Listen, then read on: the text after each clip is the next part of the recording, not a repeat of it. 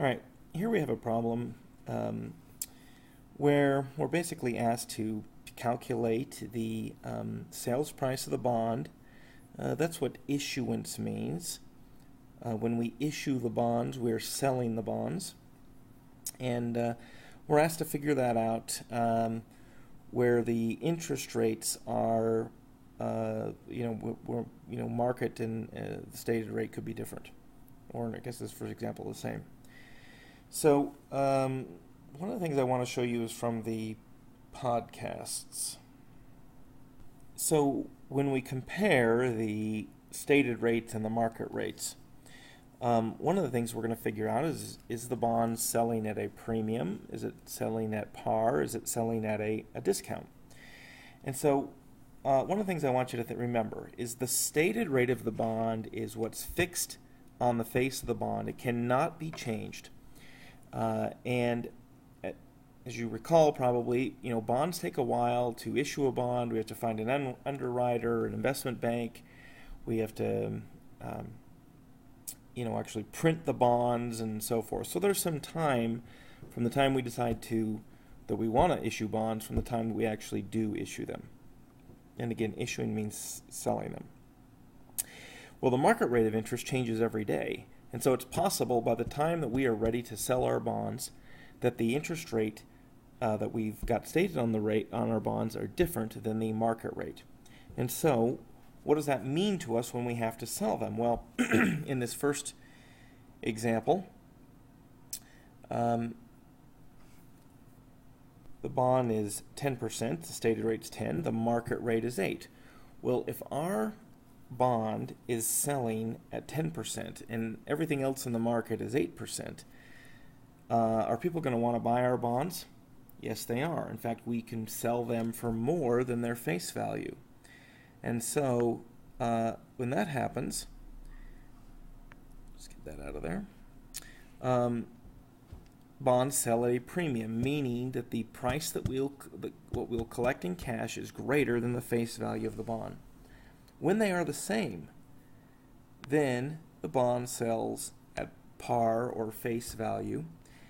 And when the interest rate is different and the market rate is higher than the stated rate, well, meaning basically people aren't going to buy our 10% bond when the market rate is 12%. And so we have to sell it for less, and we call that a discount. And so again, remember, the stated rate cannot be changed, and so what can be changed is the price that we sell the bond for. Okay, so back to what we're doing here with number 1. There's two things that we need to figure out. What is the cash flow for the interest payment? And what is the cash flow for the face value? That's what we have to figure out in order to figure out the amount that the bond sells for. So the first thing we need to do is find out the interest payment. So in this case, it's a $90,000 bond, and the stated rate is 14%, and so that equals $12,600 of interest per year. But the key is the bond is semi-annually, or pays interest semi-annually. Now, interest is always expressed in an annual interest rate. So this bond does not pay 14% in the first half of the year and 14% in the second half of the year. It's an annual rate of 14%, but it's paid semi-annually, meaning half in the first half of the year, half in the second. So what that really means is we're going to have a one interest payment, or total interest payments would be $6,300 and then $6,300. So the amount of interest payments for one pay period is $6,300. And then the face value of the bond is the $90,000.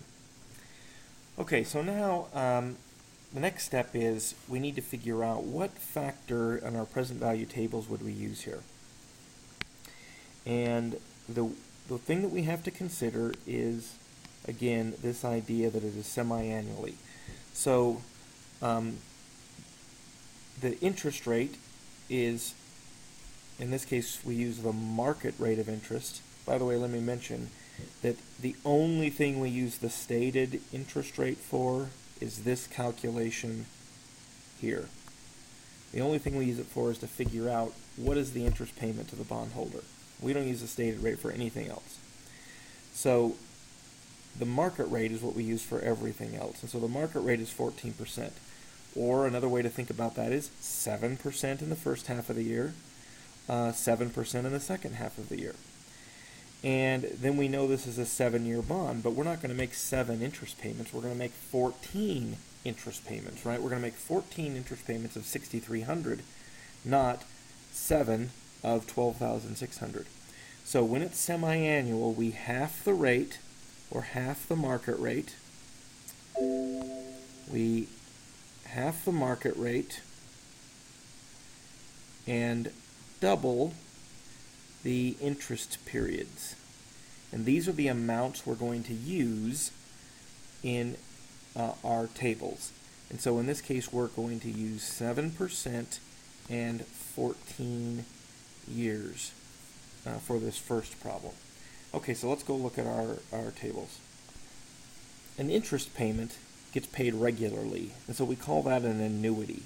So we're going to use the table present value of an annuity.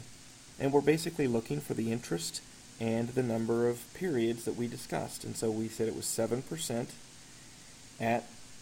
for 14 periods. And so that gives us 8.745. That's the factor we would use for the interest rates.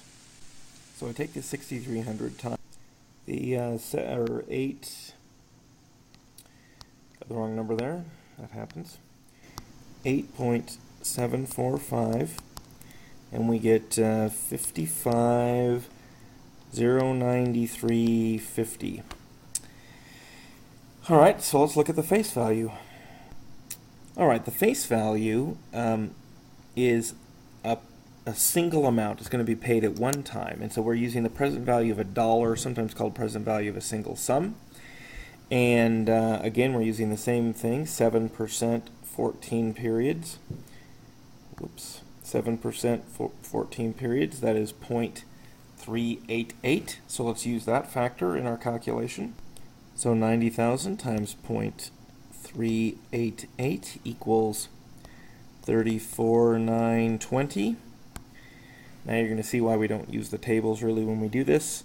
I add all those up and I get 90,013.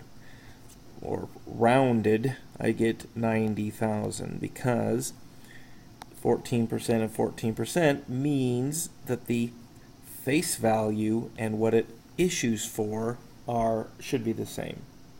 And just because of these things are truncated, we get a little bit of a rounding error.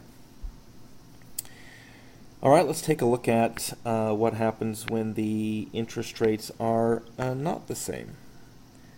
So let's get rid of that one. And let's get rid of that.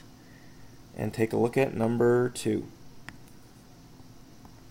Now, this information here is still exactly the same. The interest payment is still, the semi-annual interest payment is still $6,300, and the face value is still 90,000. But the factors have changed because in scenario 2, the market rate is now 16%, or 8 is half of the market rate, and the periods are still 14. So let's take a look at our table. Okay, in this case, it's 8 at 14, and so the factor I'm using is 8.244. So let's put that into our calculation. All right, 8.244 times the 6,000. I need to give myself a little bit of room here. The 6,300 is 51,937. And then we need to find the factor for the present value. The factor for the face value. And again, it's 8 at 14, so this one is 0.34. So 90,000 times 0.34 is 30,600. And so I add those two together and I get 82,537, a discount, or meaning I have to sell it at a discount. And that should make sense to you, right? If the market is paying 16 and our bond is only paying 14, we're going to sell our bond for less. And so the last one, I'm going to go through this a little bit quicker now because this video is going a little longer than I had hoped. Same idea, 6,300 is the interest payment. The face value is still 90,000. But now the market rate is 8%. So if I half the market rate, it's 4%. I double the periods to 14 years. And I want to go see what those factors are. So I go back to my tables. So for the interest payment, the present value of an annuity, regular payments, 4%, 14 periods, is 10.563. So it was 10.563, and that gives me 66,547. And then I need to go find the present value of the face value. So this is the present value of a single dollar, single sum, and meaning one-time amount, 4% at 14 periods, 0.577. So 0.577 is the factor. That gives me 51,930. I add those two together and I get 118,477, which is a premium. My bond sold at a premium because the market rate was paying much less than what I was paying. Okay, I hope that helps.